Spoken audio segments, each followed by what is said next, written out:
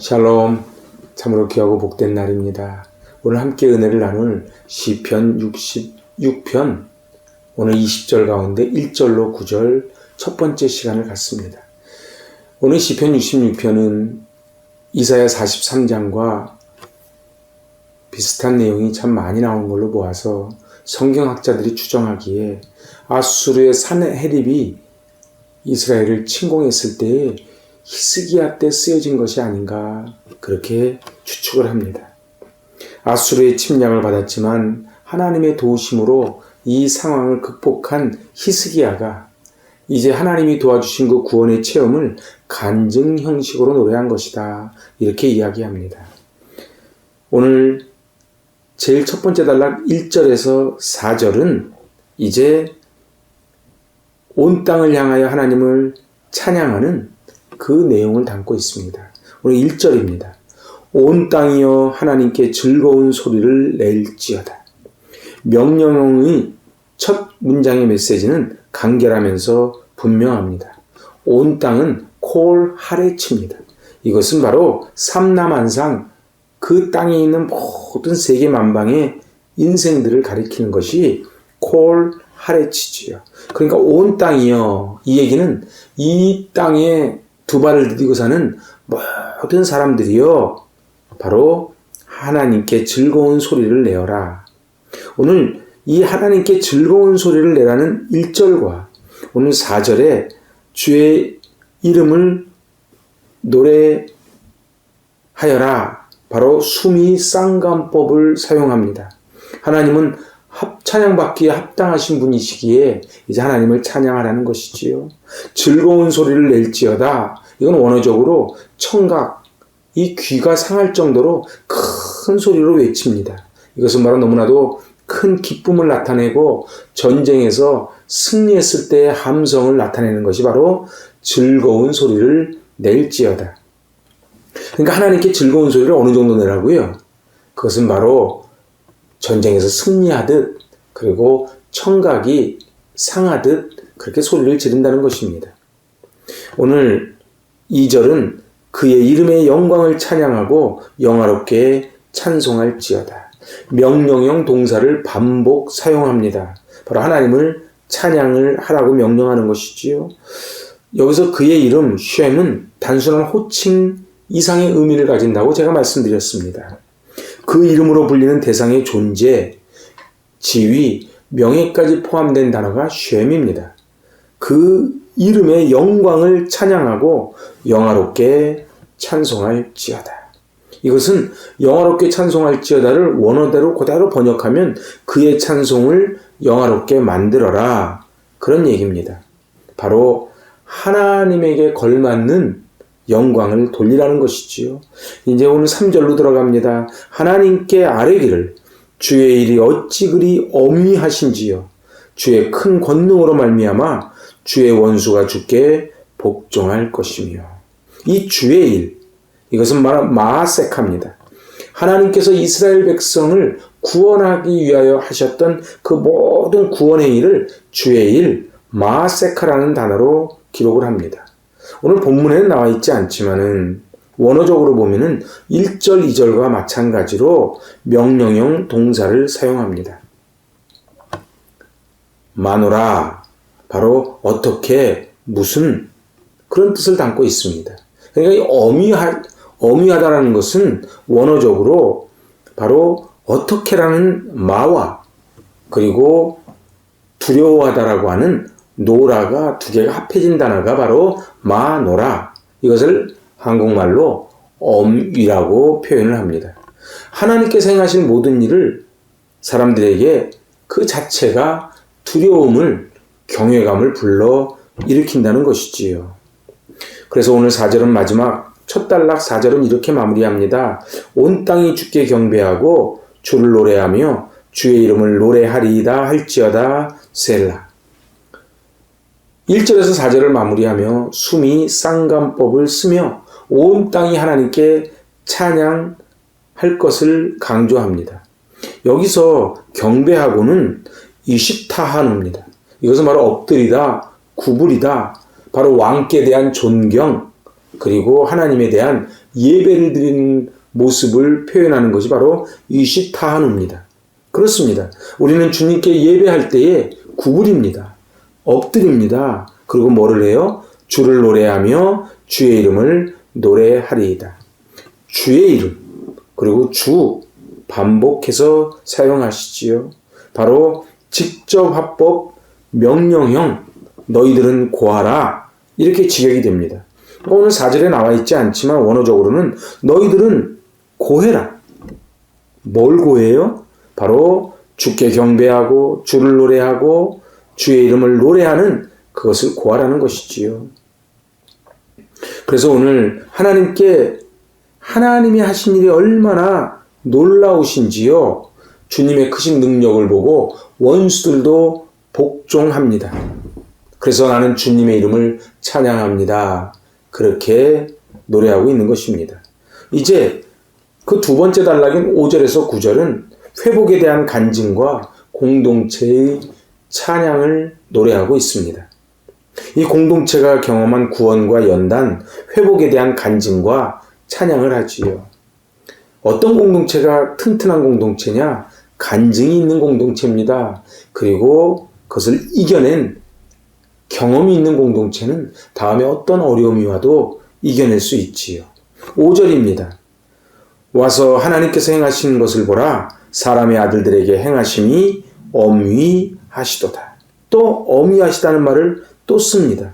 이것은 3절에 주의 일이 어찌 그리 엄위하신지요와 병행을 이룹니다. 아까 말씀드렸지만 경외하다, 두려워하다, 굉장한, 아주 멋진, 기막힌 이런 뜻을 담고 있는 수사 의문문이 엄위하신다는 뜻입니다. 주님은 놀랍고 기막히고 두려운 일을 하셨습니다. 주의 원수들이 주님이 하신 능력을 보고 두려워 복종합니다.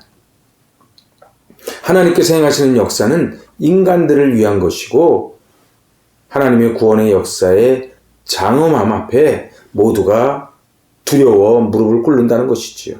그리고 이제 그것을 출애굽 사건으로 연결합니다. 6절, 7절입니다.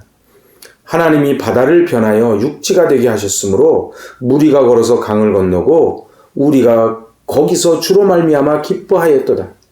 그가 그의 능력으로 영원히 다스리시며 그의 눈으로 나라들을 살피시나니 거역하는 자들은 교만하지 말지어다. 셀라. 이제 하나님께서 인생에게 행하신 일이 무엇인지를 예를 들어 간증을 합니다. 바로 출애굽기 14장과 15장에 홍해바다가 갈라지고 그것을 마른 땅처럼 건너가는 사건이 나오지요. 오늘 홍해를 건널 때 바다가 갑자기 갈라진 것이 아니고 출애굽기를 보면 하나님께서 밤새도록 동풍이 불어 바닷물을 물러가게 하시고 그 바닥을 마르게 하십니다. 그것이 바로 바다를 변하여 육지가 되게 하셨다는 표현을 그렇게 사용을 하고 있습니다. 근데 이 원문에는 서술어가 3개의 문장으로 구별되어 있습니다. 한 문장으로 기록되어 있는 한글 번역에는 마치 앞문장이 뒷문장과 인과관계를 이루는 듯한 오해를 하지만 원문으로 정리하면 이렇습니다. 이 3단락의 첫 번째는 하나님이 바다를 변하여 육지가 되게 하셨다. 그리고 중반절은 무리가 그 강을 도보로 통과하였다.